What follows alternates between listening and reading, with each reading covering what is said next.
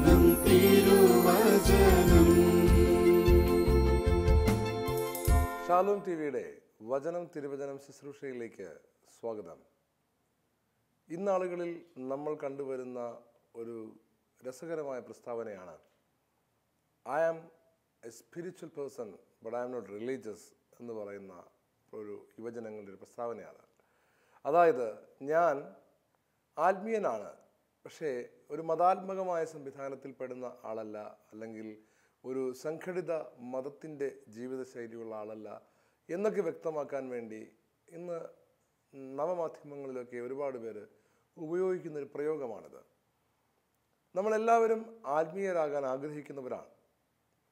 എന്നാൽ യഥാർത്ഥത്തിൽ ഈ ഒരു വ്യത്യാസം എവിടെയാണ് നമ്മൾ കണ്ടുവരുന്നത്? ഇതിന് ബൈബിളിൽ എന്തെങ്കിലും ഒരു ആധികാരികതയുണ്ടോ? ചില സ്ഥലങ്ങളിൽ യഥാർത്ഥത്തിലുള്ള ആത്മീയത ഇല്ലാത്ത മനുഷ്യർ ആത്മീയതയെ തല്ലിക്കെടുത്താൻ വേണ്ടി ഉപയോഗിക്കുന്ന ഒരു വാക്കായിട്ടൊക്കെ, ഒരു പ്രയോഗമായിട്ടൊക്കെ ഇത് മാറാറുണ്ട്. അതുകൊണ്ട് തന്നെ ഒരാത്മീയ മനുഷ്യൻ, അനാത്മീകനായ മനുഷ്യൻ, ആത്മീയതയില്ലാത്ത മനുഷ്യൻ, അല്ലെങ്കിൽ ആത്മീയ മനുഷ്യൻ, അല്ലെങ്കിൽ മതത്തിൻ്റെ പേര് മാത്രം വഹിക്കുന്ന ഒരു നാമമാത്ര വിശ്വാസമുള്ള മനുഷ്യൻ, ഇവർ തമ്മിലുള്ള വ്യത്യാസം എന്താണ്? ഇത് യേശുവിൻ്റെ കാലം മുതൽ യേശു തന്നെ വളരെ വ്യക്തമായി പറഞ്ഞിട്ടുള്ളൊരു വ്യത്യാസമാണ്. അതായത് വചനത്തിൽ നമ്മൾ കാണുകയാണ്, മത്തായിയുടെ സുവിശേഷം 5-ാം അധ്യായം 20-ാം വാക്യത്തിൽ നമ്മൾ കാണുന്നു, നിങ്ങളുടെ നീതിയെ നിയമജ്ഞരുടെയും ഫരിസേയരുടെയും നീതിയെ അതിശയിക്കുന്നില്ലെങ്കിൽ നിങ്ങൾ സ്വർഗരാജ്യത്തിൽ പ്രവേശിക്കുകയില്ലെന്ന് ഞാൻ നിങ്ങളോട് പറയുന്നു. അതായത് യേശുവിൻ്റെ കാലത്ത് ജീവിച്ചിരുന്നവരിൽ ആത്മീയരായി അറിയപ്പെട്ടിരുന്ന, ആത്മീയ നേതാക്കളായി പോലും അറിയപ്പെട്ടിരുന്ന ആളുകളാണ് ഫരിസേയരും നിയമജ്ഞരും. ഇവരെപ്പോഴും പള്ളിയിൽ പോകുന്നവരായിരുന്നു. ഇവർ എപ്പോഴും ആത്മീയ കാര്യങ്ങളെക്കുറിച്ച് സംസാരിക്കാൻ ആഗ്രഹിച്ചിരുന്നവരായിരുന്നു. മറ്റുള്ളവരെ ആത്മീയമായ കാര്യങ്ങൾ ചെയ്യണമെന്ന് ശാഠ്യം പിടിച്ചിരുന്നവരായിരുന്നു. അങ്ങനെ നമ്മൾ നോക്കിയാൽ ആകെ ഒരു മതത്തിൻ്റെ പരിവേഷമുള്ളൊരു സംഘം ആളുകളാണ് ഫരിസേയരും നിയമജ്ഞരും. അവരെ ചൂണ്ടിക്കാണിച്ചുകൊണ്ടാണ് യേശു പറയുന്നത്, നിങ്ങളുടെ നീതി ഇവരുടേതിനെ അതിശയിച്ചില്ലെങ്കിൽ നിങ്ങളും സ്വർഗരാജ്യത്തിൽ വരികയില്ല. ആത്മീയതയുടെ ഏറ്റവും വലിയ ലക്ഷണവും ഏറ്റവും വലിയ ആഗ്രഹവും, ആത്മീയരായവരെക്കുറിച്ച് ലോകം മുഴുവൻ ചിന്തിക്കുന്ന ഒരു കാര്യവും ഇവർ മരിച്ച ഉടനെ തന്നെ സ്വർഗത്ത് പോകുമെന്നാണ്. എന്നാൽ ആത്മീയ നേതാക്കളായും ആത്മീയതയുടെ മുഴുവൻ അധികാരവും കൈകളിൽ വെച്ചിരിക്കുന്നവരായും ഈ ലോകത്തിന് മുമ്പിൽ കാണപ്പെട്ട മനുഷ്യർ, അവരെക്കുറിച്ചാണ് യേശു പറഞ്ഞത്, ഇവർ പോകത്തില്ല, ഇവരെ പോലായാൽ നിങ്ങളും പോകത്തില്ല എന്ന്. പ്രിയമുള്ളവരെ, എന്തായിരുന്നു അവരും യേശുവിൻ്റെ ശിഷ്യരും തമ്മിലുള്ള വ്യത്യാസം? വേറൊരു സ്ഥലത്ത് യേശു നമുക്ക് വ്യക്തമാക്കി തരികയാണ്, ദൈവത്തെ അറിയാത്ത ആളുകളെയാണല്ലോ വിജാതീയരെന്ന് പറയുന്നത്, ദൈവത്തെ അറിഞ്ഞുകൂടാത്ത വ്യക്തികൾ. യേശു ഇങ്ങനെ പറയാണ്, സഹോദരങ്ങളെ മാത്രമേ, മത്തായി 5:47, നിങ്ങൾ അഭിവാദനം ചെയ്യുന്നുള്ളൂവെങ്കിൽ വിശേഷവിധിയായി എന്താണ് നിങ്ങൾ ചെയ്യുന്നത്? വിജാതീയരും അത് ചെയ്യുന്നില്ലേ? അപ്പോൾ ദൈവത്തെ അറിഞ്ഞുകൂടാത്ത മനുഷ്യർ, അഥവാ ദൈവത്തിൻ്റെ നാമം മാത്രം വഹിച്ചുകൊണ്ട് നടക്കുകയും നാമമാത്ര വിശ്വാസത്തിലായിരിക്കുകയും ചെയ്യുന്നവർ, ഇവരും നമ്മളും തമ്മിൽ വലിയൊരു വ്യത്യാസം വേണം. അഥവാ നമ്മൾ അവരെ പോലെ ജീവിക്കാൻ പാടില്ല എന്ന് യേശു വളരെ വ്യക്തമായി നമ്മളെ പഠിപ്പിക്കുകയാണ്. യേശുവിൻ്റെ ഈ പരിഹാസം, അഥവാ യേശു നമ്മളോട് പറഞ്ഞു തന്നിട്ടുള്ള ഈ സൂചന, ഇത് മറ്റൊരു സംഭാഷണത്തിൽ നമുക്ക് വ്യക്തമാകുന്നുണ്ട്. നമ്മൾ ഈ കൂട്ടത്തിൽ പെട്ടതാണോ എന്ന് അവിടെ ചെല്ലുമ്പോൾ അറിയാം. അതായത് ഒരു നിയമജ്ഞൻ ദൈവസന്നിധിയിലേക്ക് കടന്നു വരികയാണ്, യേശുവിൻ്റെ അടുക്കിലേക്ക് വരികയാണ്. നിക്കോദെമസ് എന്ന് പറയുന്ന പ്രശസ്തനായ വ്യക്തി കർത്താവിനെ കാണുവാൻ വേണ്ടി രഹസ്യമായിട്ട് കർത്താവിൻ്റെ അടുത്ത് സംസാരിക്കാൻ വരുന്ന രംഗം നമ്മൾ ബൈബിളിൽ കാണുന്നുണ്ട്. യോഹന്നാൻ 3:10 ഈശോ നിക്കോദെമസിനോട് ഒരു വളരെ പ്രധാനപ്പെട്ട ചോദ്യം ചോദിക്കുകയാണ്. അതായത് ഈശോ വീണ്ടും ജനിക്കുന്നതിനെ കുറിച്ചൊക്കെ അദ്ദേഹത്തോട് പറയുന്ന സമയത്ത് അദ്ദേഹം, ഇതെങ്ങനെ സംഭവിക്കും? ഞാനിനി അമ്മയുടെ വയറ്റിനകത്ത് കയറിയിട്ട് വീണ്ടും ജനിക്കണോ? ഇങ്ങനെയൊക്കെയുള്ള പൊട്ടൻ ചോദ്യങ്ങൾ ചോദിക്കുകയാണ്. ഇത് കണ്ടിട്ട് ഈശോ അദ്ദേഹത്തിൻ്റെ മുഖത്തേക്ക് നോക്കിയിട്ട് ചോദിക്കുകയാണ്, ഈ ചോദ്യമാണ് പ്രസക്തി. നീ ഇസ്രയേലിൻ്റെ ഗുരുവല്ലേ, എന്നിട്ടും ഇക്കാര്യം ഒന്നും മനസ്സിലാകുന്നില്ലേ?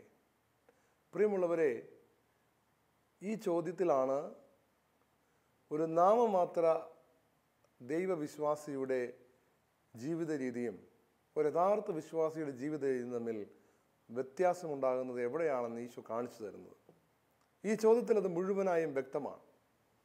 അതായത്, ഒരു സാധാരണ മതത്തിൻ്റെ നാമം മാത്രം വഹിക്കുന്ന വ്യക്തി യഥാർത്ഥത്തിൽ ദൈവത്തിന് ഇഷ്ടമുള്ള ആരാധനാ രീതികളെക്കുറിച്ചൊക്കെ തന്നെയാണ് പറയുന്നത്.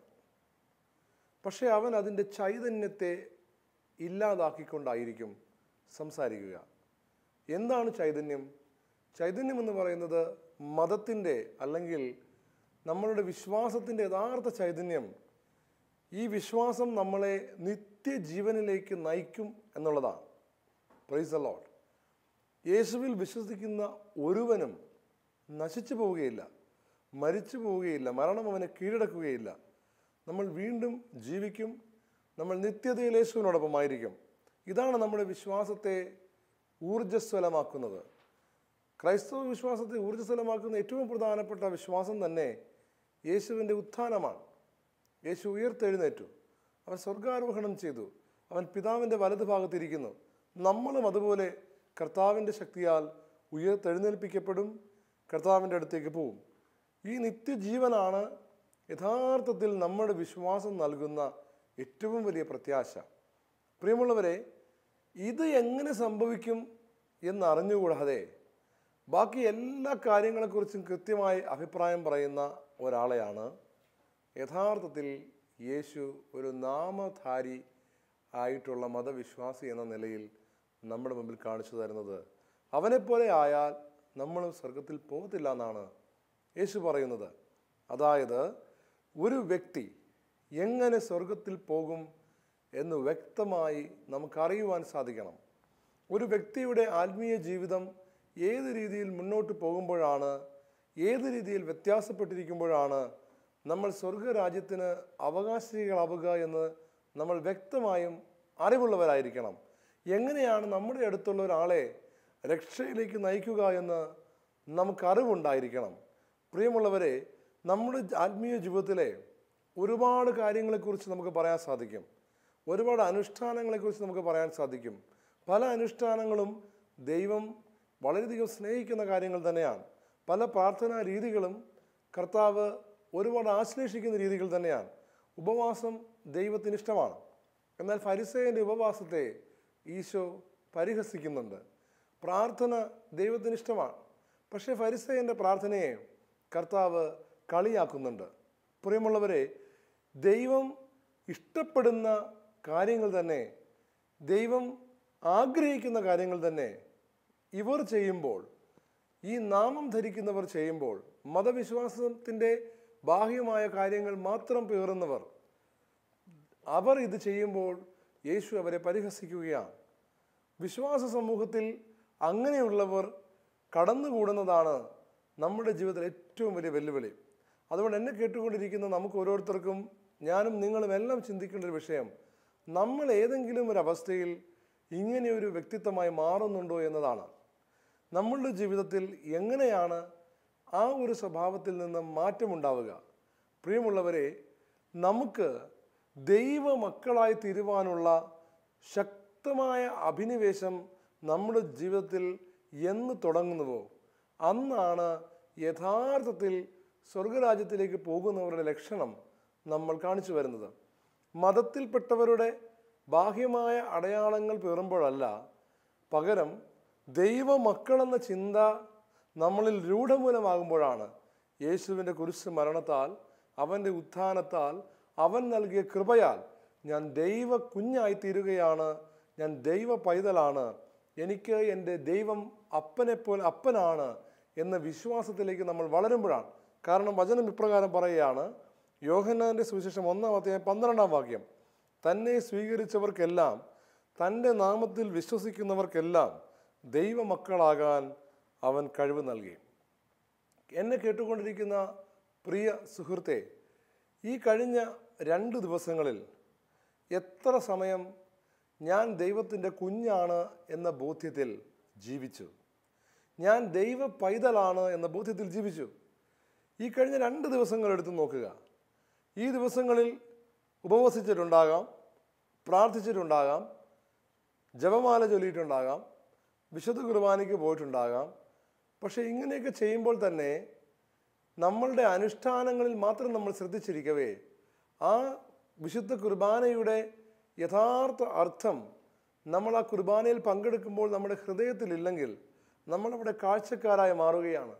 പ്രിയമുള്ളവരെ, ജപമാലയുടെ യഥാർത്ഥ അർത്ഥം ആ ജപമാല ഉരുവിടുമ്പോൾ നമ്മുടെ ഹൃദയത്തിലില്ലെങ്കിൽ നമ്മൾ ജപിക്കുന്നവർ മാത്രമായി തീരുകയാണ്. ഉപവാസത്തിൻ്റെ യഥാർത്ഥ അർത്ഥം ഉപവാസം നടത്തുന്ന സമയത്ത് നമ്മുടെ ഉള്ളിലില്ല എങ്കിൽ നമ്മൾ പട്ടിണി കിടക്കുന്നവർ മാത്രമായി തീരുകയാണ്. അങ്ങനെ വരുമ്പോൾ ഭക്തിയുടെ ബാഹ്യരൂപം മാത്രം ധരിക്കുന്നവരായി നമ്മൾ അവശേഷിക്കുന്നു.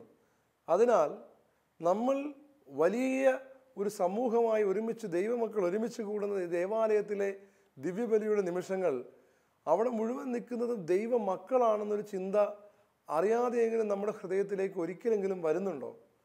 ആ ആലയത്തിൽ നിൽക്കുന്ന സകലരും യേശുവിൻ്റെ രക്തത്താൽ ദൈവമക്കളാക്കപ്പെട്ടവരാണ്. നമ്മളെല്ലാവരും യേശുവിൻ്റെ ശരീരവും രക്തവും സ്വീകരിക്കുന്നതിലൂടെ അവനോടുകൂടെ പങ്കുപറ്റുവാൻ വേണ്ടി വന്നിരിക്കുന്നവരാണ്. അവൻ്റെ വിരുന്നിൽ പങ്കെടുക്കുന്നവരായി തീരുന്നവരാണ്. പ്രിയമുള്ളവരെ, അത്ഭുതകരമായ യേശുവിൻ്റെ ശരീരവും രക്തവും സ്വീകരിക്കുന്നത് വഴി നമ്മളെല്ലാം അവനുമായി രക്തബന്ധമുണ്ടായി ഐക്യപ്പെടുന്നവരാണ്. ഈ അനുഭവത്തിൽ നമുക്ക് എങ്ങനെയാണ്, എപ്പോഴാണ് വിശുദ്ധ കുർബാന സ്വീകരിക്കുവാൻ സാധിക്കുന്നത്? അപ്പോഴാണ് കർത്താവിൻ്റെ പൊന്നോമന മക്കളായ യഥാർത്ഥ ക്രൈസ്തവരായി ആ ഹൃദയഭാവം ഉൾക്കൊള്ളുന്നവരായി നമ്മൾ കുർബാനയിൽ പങ്കെടുക്കുന്നുള്ളൂ. നമ്മൾ ജപമാല അർപ്പിക്കുന്ന സമയത്ത് നമ്മളുടെ മുൻപിൽ ദൈവമക്കളുടെ മനോഭാവം എപ്പോഴാണോ ഉടലെടുക്കുന്നത് അപ്പോഴാണ് ജപമാലയുടെ ആ ഓരോ ജപങ്ങൾക്കും അർത്ഥമുള്ളത്. വെളിപാടിൻ്റെ പുസ്തകം 12-ാം അധ്യായത്തിൽ വ്യക്തമായി പറയുന്നത് യേശുവിൻ്റെ ശിഷ്യരും അവളുടെ അമ്മയുമായ മക്കളെന്നാണ്, നമ്മളെക്കുറിച്ചാണ് പറയുന്നത്. പ്രിയമുള്ളവരെ, നമ്മൾ യേശുവിൻ്റെ ശിഷ്യരും പരിശുദ്ധ അമ്മയുടെ മക്കളും ദൈവപിതാവിൻ്റെ മക്കളുമായി ഒരു കുടുംബത്തിലെ അംഗങ്ങൾ എന്നതുപോലെ നമ്മളായിത്തീരുന്ന ഒരു നിമിഷമാണ് നമ്മൾ ജപമാല ചൊല്ലുന്ന നിമിഷം. പക്ഷേ എന്തെങ്കിലും ഒരു കാര്യസാധ്യത്തിന് വേണ്ടിയുള്ള ഒരു ജപമായി മാത്രം നന്മ നിറഞ്ഞ മറിയുമെന്ന പ്രാർത്ഥന നമ്മൾ ഉരുവിടുമ്പോൾ അക്ഷരാർത്ഥത്തിൽ നമ്മൾ ഒരു ചട്ടക്കൂട് മാത്രം ധരിക്കുന്ന വ്യാജ ആത്മീയ വ്യക്തികളായി മാറുകയാണ്. വിശുദ്ധരായ വ്യക്തികളെല്ലാം നമുക്ക് കാണിച്ചു തന്നിട്ടുള്ളൊരു കാര്യം, അവർ വിശുദ്ധ കുർബാനയിൽ പങ്കെടുക്കുമ്പോൾ, ജപമാല ചൊല്ലുമ്പോൾ, ഉപവസിക്കുമ്പോഴെല്ലാം ദൈവ മക്കളുടെ അസാധാരണമായ ഹൃദയം അവരുടെ ഉള്ളിൽ ഉണ്ടായിരുന്നു എന്നുള്ളതാണ്. യേശുവിനെ പോലെ ആയിത്തീരുക എന്ന വലിയ ആഗ്രഹത്തോടു കൂടിയാണ് ഓരോ ദിവസവും ദൈവമക്കൾ ജീവിക്കുക. ഈ കഴിഞ്ഞ ഒരാഴ്ചക്കാലത്തിൽ ഒരു പുതിയ വ്യക്തിയായി തീരുന്നതിന്, ഒരു നല്ല ദൈവ മകനായി തീരുന്നതിന് ഞാൻ എന്തൊക്കെ പ്രവൃത്തികൾ ചെയ്തു എന്ന് ആലോചിച്ച് നോക്കുമ്പോൾ ധാരാളം പ്രാർത്ഥിച്ചിട്ടുണ്ടാകും, ജപങ്ങൾ ചൊല്ലിയിട്ടുണ്ടാകും, ഒരുപാട് കാര്യങ്ങൾ ചെയ്തിട്ടുണ്ടാകും. പക്ഷേ ഇത് ചൊല്ലുമ്പോഴൊന്നും ഒരിക്കലും യേശുവിനെ അനുകരിക്കുന്ന, യേശുവിനെ പോലെയാകുന്ന ഒരു കുഞ്ഞായി തീരുന്നതിനെക്കുറിച്ചുള്ള ചിന്ത ഒരിടത്ത് പോലും വന്നിട്ടില്ല. ഈ ദൈവമകൻ എന്ന അധികാരത്തിൽ ജീവിതത്തിലെ പ്രശ്നങ്ങളെ നേരിടുന്ന ഒരു മനോഭാവം ഒരിക്കലും കാണിച്ചിട്ടില്ല. ഇപ്പോഴും സത്യദൈവത്തെ അറിഞ്ഞുകൂടാത്ത മനുഷ്യർ ഒരു ദൈവത്തിനോടോ അല്ലെങ്കിൽ ദൈവത്തെ പോലെ അവർ വിശ്വസിക്കുന്ന എന്തിനെങ്കിലോടുമോ അവർ പ്രാർത്ഥിക്കുവാനായി പോകുമ്പോൾ കാര്യസാധ്യത്തിന് വേണ്ടി അത്തരം സംവിധാനങ്ങളെ സമീപിക്കുന്ന അവരുടെ അതേ മനോഭാവമാണ് ജീവിക്കുന്ന ദൈവത്തെ സമീപിക്കുമ്പോൾ നമ്മളും പേറുന്നത്. പ്രിയമുള്ളവർ, യേശു ഇതിനെയാണ് വിമർശിക്കുന്നത്. യഥാർത്ഥത്തിൽ യേശുവിൽ വിശ്വസിച്ച നിമിഷം മുതൽ, യേശു നമ്മുടെ കർത്താവാണെന്ന് നമ്മൾ സ്വീകരിച്ച നിമിഷം മുതൽ നമ്മളുടെ രീതി മാറി. നമ്മൾ സ്വർഗത്തിലെ അംഗങ്ങളായി മാറുകയാണ്. ഈ ഭൂമിയിൽ ജീവിക്കുന്ന ദൈവത്തിൻ്റെ മക്കൾ. യഥാർത്ഥത്തിൽ നമ്മൾ ദൈവരാജ്യത്തിലേക്ക് കാലെടുത്ത് വെച്ചു കഴിഞ്ഞു. പ്രിയമുള്ളവരെ, ഈ മനോഭാവം, ഈ സ്വാതന്ത്ര്യം ഇതുവരെ ലഭിച്ചിട്ടില്ലേ? ഈ സ്വാതന്ത്ര്യത്തോടു കൂടി നമ്മൾ ഈ ലോകത്തെ നോക്കിക്കാണുവാൻ നമുക്ക് സാധിക്കുന്നില്ലേ?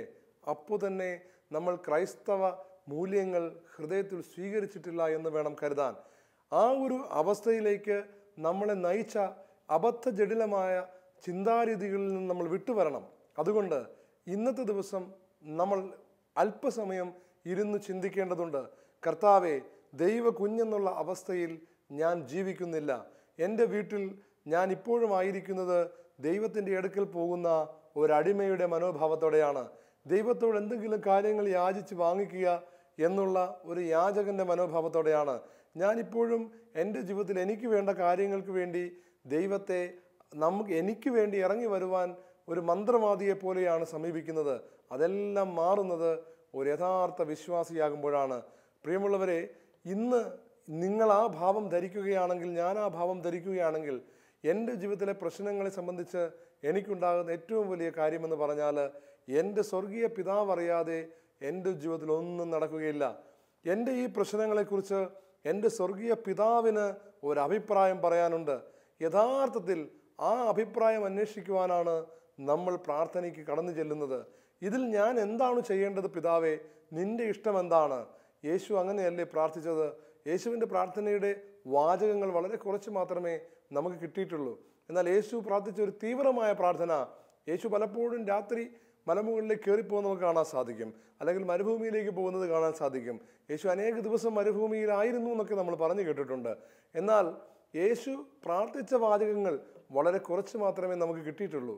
അതിലൊരു പ്രധാനപ്പെട്ട വാചകമാണ്, പിതാവേ, എൻ്റെ ഇഷ്ടമല്ല നിൻ്റെ ഇഷ്ടം നിറവേറണമെന്ന് പറയുന്ന ഒരു വലിയ വാചകം. ഏതെങ്കിലും ഒരു സമയത്ത് ദൈവസന്നിധിയിൽ യാചനകൾ സമർപ്പിക്കുമ്പോൾ, പിതാവേ, എൻ്റെ ഇഷ്ടമല്ല നിൻ്റെ ഇഷ്ടം നിറവേറണമെന്ന് എപ്പോഴെങ്കിലും പ്രാർത്ഥിച്ചിട്ടുണ്ടോ? എവിടെയെങ്കിലും പിതാവിനോട്, പിതാവേ, ഞാൻ ഇങ്ങനെയൊക്കെ പറയുന്നെങ്കിലും നിനക്ക് വ്യത്യസ്തമായൊരാഗ്രഹമുണ്ടെങ്കിൽ അത് നടന്നാൽ മതി എന്ന് പറയാൻ തോന്നിയിട്ടുണ്ടോ? പ്രിയമുള്ളവരെ, അല്ലെങ്കിൽ നമ്മൾ ദൈവത്തെ അറിഞ്ഞുകൂടാത്ത മനുഷ്യർ കാര്യങ്ങൾ സാധിക്കുവാൻ വേണ്ടി ദൈവത്തിൻ്റെ അടുത്ത് പോകുന്നത് പോലെ പോകുന്നവരാണ്. അങ്ങനെ നമ്മൾ പോകുന്ന നമ്മളുടെ എല്ലാ ബലിയർപ്പണങ്ങളും യഥാർത്ഥത്തിൽ നമ്മളെ തന്നെ ബലിയർപ്പിക്കാതെ തിരിച്ചു വരുന്ന ചടങ്ങുകളായി പോവുകയാണ്. എവിടെയാണ് നമ്മൾ വിശുദ്ധ കുർബാനയിലേക്ക് പോകുമ്പോൾ എവിടെയാണ് നമ്മളെ സമർപ്പിക്കേണ്ടതെന്ന് നമ്മൾ അറിയണം.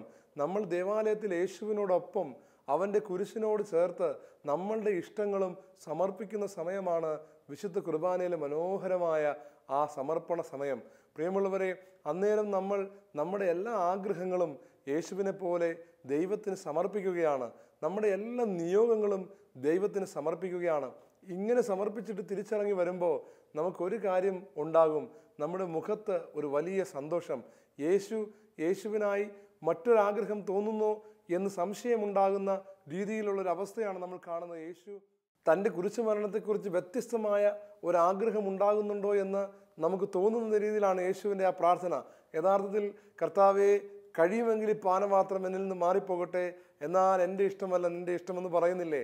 നമുക്ക് തോന്നും ഈശോയ്ക്ക് കുരിശുമരണം ഒഴിവാക്കാൻ വേണ്ടി സാധ്യതയുണ്ടോ എന്ന് പിതാവിനോട് ചോദിക്കുന്ന പോലെയൊക്കെ തോന്നും. പക്ഷേ അതിൻ്റെ സാങ്കത്യം എന്തുമാകട്ടെ, അതിൽ നമുക്ക് കിട്ടുന്ന ഒരു വലിയ പാഠമെന്ന് പറയുന്നത് നമ്മുടെ നിയോഗങ്ങളും നമ്മുടെ പ്രാർത്ഥനകളും നമ്മുടെ ആഗ്രഹങ്ങളും എല്ലാം ദൈവസന്നിധിയിലേക്ക് ഉയർത്തുമ്പോൾ നമ്മൾ ദൈവത്തോട് നമ്മുടെ ആഗ്രഹം പറഞ്ഞ ശേഷം പറയണം, ഇതിൽ നിന്ന് വ്യത്യസ്തമായ ഒരു ആഗ്രഹമുണ്ടെങ്കിൽ അത് ആണ് നടക്കേണ്ടത്, എൻ്റെ ആഗ്രഹമല്ല. ഇങ്ങനത്തെ ഒരു സംവിധാനം നമ്മുടെ മനസ്സിലും നമ്മുടെ പ്രാർത്ഥനകളിലും രൂപപ്പെടണമെങ്കിൽ ദൈവമക്കളുടെ ശരിയായ ബോധം നമുക്കുണ്ടായേ പറ്റൂ. അതായത്, ഞാൻ പ്രാർത്ഥിക്കുന്ന ദൈവം എൻ്റെ അപ്പനാണെന്നുള്ള ശരിയായ ബോധം എന്നിൽ രൂഢമൂലമായാൽ മാത്രമേ ഇത് സാധിക്കുകയുള്ളൂ. പ്രിയമുള്ളവരെ, യേശു ബൈബിളിൽ മുഴുവൻ പഠിപ്പിച്ചത് ഈ അപ്പൻ മക്കൾ ബന്ധത്തെക്കുറിച്ചല്ലേ?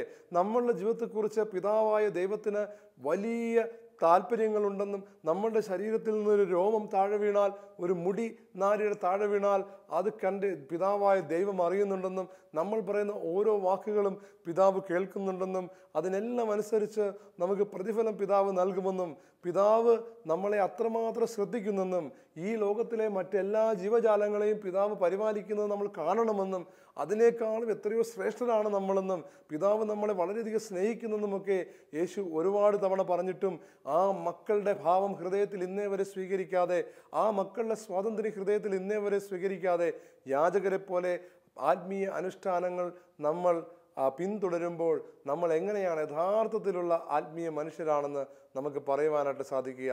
അത് മാത്രമല്ല, നമ്മളുടെ ജീവിതത്തിൽ നമ്മുടെ തൊട്ടടുത്തിരിക്കുന്ന വ്യക്തിയെക്കുറിച്ച്, ജീവിത പങ്കാളിയെക്കുറിച്ച്, മക്കളെക്കുറിച്ച് നമുക്ക് ഏറ്റവും ആദ്യം ഉണ്ടാകേണ്ട ആഗ്രഹം ആ വ്യക്തി വീണ്ടും ജനിക്കണം എന്നുള്ളതാണ്. അതായത്, ആ വ്യക്തി ഭൗതികമായ ആഗ്രഹങ്ങളുള്ളൊരു മനുഷ്യ ജഡിക വ്യക്തി എന്നുള്ള അവസ്ഥയിൽ നിന്ന് മാറി സ്വർഗീയമായ ആഗ്രഹങ്ങളുള്ള ദൈവ പൈതലായി തീരണമെന്നുള്ളതാണ്. അങ്ങനെ ആ വ്യക്തിയെ മാറ്റുക എന്നുള്ളതായിരിക്കണം നമ്മളുടെ ജീവിതത്തിൽ ഏറ്റവും വലിയ ആഗ്രഹം. പ്രിയമുള്ളവരെ, എന്നാൽ നമ്മളുടെ പ്രാർത്ഥനകളിൽ അത് പ്രതിഫലിക്കുന്നില്ല. അപ്പോൾ പിന്നെ എങ്ങനെയാണ് നമുക്ക് നമ്മൾ ആത്മീയരാണെന്ന് പറയുവാനായിട്ട് സാധിക്കുക? നമ്മുടെ വീട്ടിലെ കുഞ്ഞുങ്ങൾ വീണ്ടും ജനിക്കണം. നിയമജ്ഞനോട് യേശു പറഞ്ഞില്ലേ, എങ്ങനെയാണ് നിന്റെ മക്കൾ വീണ്ടും ജനിക്കേണ്ടതെന്ന് നിനക്കറിഞ്ഞുകൂടെങ്കിൽ പിന്നെ നീ എന്ത് ക്രിസ്ത്യാനിയാണ് എന്ന് കർത്താവ് ഇന്ന് നമ്മളോട് ചോദിക്കുകയാണ്. നമ്മൾ മതാധ്യാപകരായിരിക്കുമ്പോൾ കർത്താവ് ചോദിക്കുന്നൊരു ചോദ്യം, നമ്മളുടെ അടുക്കളയിലേക്ക് ദൈവം അയക്കുന്ന കുഞ്ഞു മക്കളെ നമ്മൾ യഥാർത്ഥത്തിൽ എന്താണ് പഠിപ്പിക്കുന്നത്? മതാധ്യാപകരാണെങ്കിൽ നമ്മൾ പഠിപ്പിക്കേണ്ടത് അവരെങ്ങനെ ദൈവമക്കളായി ഭൂമിയിൽ വീണ്ടും ജനിക്കണം എന്നുള്ളതാണ്. പ്രിയമുള്ളവരെ, നമ്മളുടെ ജീവിത പങ്കാളിയെക്കുറിച്ച്, ചുറ്റുവട്ടത്തുള്ളവരെക്കുറിച്ച്, അവരോടൊക്കെ നമ്മൾ ദൈവത്തെക്കുറിച്ച് സംസാരിക്കുമ്പോൾ നമ്മളുടെ ഉള്ളിൽ തിളച്ചു മറിയേണ്ടൊരു ആഗ്രഹമെന്ന് പറയുന്നത് വീണ്ടും പുതിയൊരു സൃഷ്ടിയായി മാറുന്നത് എങ്ങനെയാണ് എന്നതിനെക്കുറിച്ചുള്ള ഒരു പ്രധാനപ്പെട്ട യേശുവിൻ്റെ ആഗ്രഹമായിരിക്കണം നമ്മുടെ വാക്കുകളിലെല്ലാം പ്രതിഫലിക്കേണ്ടത്. ഇത് നമ്മളിൽ ഇല്ലാതെ അനുഗ്രഹം കിട്ടുന്നു, അത്ഭുതം നടക്കുന്നു, അങ്ങനെയുള്ള വിഷയങ്ങൾ മാത്രം നമ്മൾ സംസാരിക്കുകയാണെങ്കിൽ ഒരു മന്ത്രവാദിയെ അന്വേഷിക്കുന്ന ദൈവത്തെ അറിഞ്ഞുകൂടാത്ത വിജാതീയരെ പോലെ നമ്മൾ അധപതിക്കുകയാണ്. ഇതിനെയാണ് യേശു ഇവിടെയൊക്കെ ചോദ്യം ചെയ്യുന്നത്. പ്രിയമുള്ളവരെ, ഇവർക്കൊക്കെ വേണ്ടിയിരുന്നത് യേശു ഒരു രാജാവിനെ പോലെ അവരുടെ ഭൗതിക പ്രശ്നങ്ങൾ പരിഹരിക്കുന്ന ഒരാളായി തീരുക എന്നുള്ളതായിരുന്നു. എന്നാൽ ദൈവത്തിൻ്റെ ഹിതമെന്തെന്ന് ഒരു നിമിഷം പോസ് ചെയ്ത് ചോദിക്കുവാൻ, ദൈവത്തിൻ്റെ രാജ്യം അനന്തമാണെന്നുള്ള കാര്യം മനസ്സിലാക്കി അനന്തതയെ ലക്ഷ്യമാക്കി ജീവിക്കുന്ന ഒരു മനോഭാവം സ്വീകരിക്കുവാൻ അവരെല്ലാം വിസമ്മതിക്കുകയാണ്. അതുകൊണ്ട് ഇന്നേ ദിവസം നമുക്ക് വിചിന്തനം നടത്താം. എൻ്റെ വീട്ടിലെ തീരുമാനങ്ങളെല്ലാം എടുക്കുന്നത് നിത്യതയെ ലക്ഷ്യമാക്കിയിട്ടാണോ? നമ്മുടെ വീട്ടിൽ നമ്മളുടെ മക്കൾക്ക്, നമ്മളുടെ തലമുറയ്ക്ക് നമ്മൾ എന്തെങ്കിലും കൊടുക്കുമ്പോൾ അതിൻ്റെ ഒക്കെ പിന്നിൽ നിത്യതയെ ലക്ഷ്യമാക്കി കൊടുക്കുവാനുള്ള ആഗ്രഹം നമ്മളിൽ ഉണ്ടാകുന്നുണ്ടോ, ഉടലെടുക്കുന്നുണ്ടോ? പ്രിയമുള്ളവരെ, അങ്ങനെ അല്ലാതെ നമ്മൾ എന്തെങ്കിലും ചെയ്യുന്നുണ്ടെങ്കിൽ, ജഡത്തിൻ്റെ മാത്രം സംതൃപ്തിക്ക് വേണ്ടി നമ്മൾ എന്തെങ്കിലും ചെയ്യുന്നുണ്ടെങ്കിൽ, നിത്യതയെ ലക്ഷ്യമാക്കാതെ മാത്രം നമ്മൾ കാര്യങ്ങൾ ചെയ്തെടുക്കുന്നുണ്ടെങ്കിൽ നമ്മളുടെ ജീവിതത്തിൽ വലിയ പരാജയം സംഭവിച്ചിരിക്കുകയാണ്. നമ്മൾ വിചാരിക്കുന്നു നമ്മൾ ആത്മീയ മനുഷ്യരാണെന്ന്. എന്നാൽ യേശു പറഞ്ഞ അധപ്പതിച്ചു പോയ ആത്മീയത അഥവാ നാമധാരികളായ ആത്മീയ മനുഷ്യരായി നമ്മൾ മാറിപ്പോകുന്നു എന്നുള്ളതാണ്. അതുകൊണ്ട് നമുക്ക് ദൈവസന്നിധിയിൽ ഇന്ന് വിചിന്തനം ചെയ്ത് പ്രാർത്ഥിക്കാം, കണ്ണുകളെ അടയ്ക്കാം. നല്ലവനായ ദൈവമേ, അങ്ങയുടെ സന്നിധിയിൽ ഞങ്ങളിപ്പോൾ പ്രാർത്ഥിക്കുന്നു. കർത്താവെ, നിയമജ്ഞരെയും ഫരിസേയരെയും പോലെ അങ്ങയുടെ മുൻപിൽ കർത്താവെ കാപട്യമുള്ള ദൈവമക്കളായി ഞങ്ങൾ മാറാതിരിക്കട്ടെ. ഞങ്ങളേറെ പ്രാർത്ഥിക്കുന്നുണ്ട്, എന്നാൽ ഞങ്ങളുടെ പ്രാർത്ഥന അങ്ങേക്ക് ഹിതകരമല്ലാത്തതായി പോകാതിരിക്കട്ടെ. ഞങ്ങൾ ഒരുപാട് ആചാരങ്ങൾ ചെയ്യുന്നുണ്ട്, അനുഷ്ഠാനങ്ങൾ ചെയ്യുന്നുണ്ട്. ഇതൊന്നും അതിൻ്റെ ആത്മീയ വശം ഉൾക്കൊള്ളാതെ ആവുന്ന രീതിയിലായി പോകരുതേ. കർത്താവെ, ഞങ്ങളുടെ ബലിയർപ്പണങ്ങൾ അങ്ങേക്ക് ഏറ്റവും സന്തോഷമുള്ള ബലിയർപ്പണങ്ങളായും ഞങ്ങളുടെ ജപങ്ങൾ അങ്ങേക്ക് ഏറ്റവും ഇഷ്ടമുള്ള കീർത്തനങ്ങളായും മാറുവാൻ ഞങ്ങൾ ആഗ്രഹിക്കുന്നു. നാഥ, ഞങ്ങളുടെ ലക്ഷ്യം ഈ ഭൂമിയിലേതായി പോകാതെ, അങ്ങനെ ചുരുങ്ങിപ്പോകാതെ സ്വർഗോന്മുഖമാകുവാൻ, വീണ്ടും ജനിക്കുന്നവരായി മാറുവാൻ ഞങ്ങളെ സഹായിക്കണമെന്ന് പ്രാർത്ഥിക്കുന്നു. പിതാവിൻ്റെയും പുത്രൻ്റെയും പരിശുദ്ധാത്മാവിൻ്റെയും നാമത്തിൽ ആമേൻ.